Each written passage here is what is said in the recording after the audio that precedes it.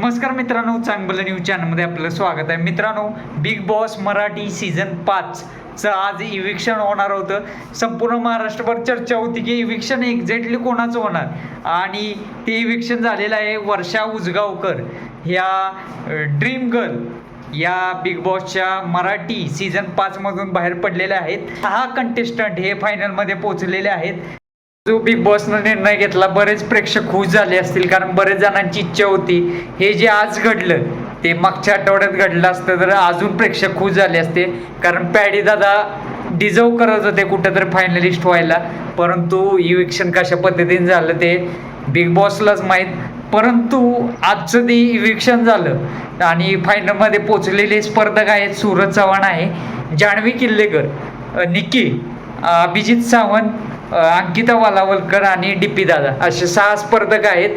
आणि हे 6 स्पर्धकांमध्ये शेवटच्या फिनालामध्ये लढत होणार आहे. तर आपल्याला काय वाटतंय या इविक्शन बद्दल नक्कीच कमेंट करून सांगा, आणि व्हिडिओ आवडल्यास व्हिडिओ लाईक करा आणि आपल्या चॅनलला सबस्क्राईब नक्की करा. धन्यवाद.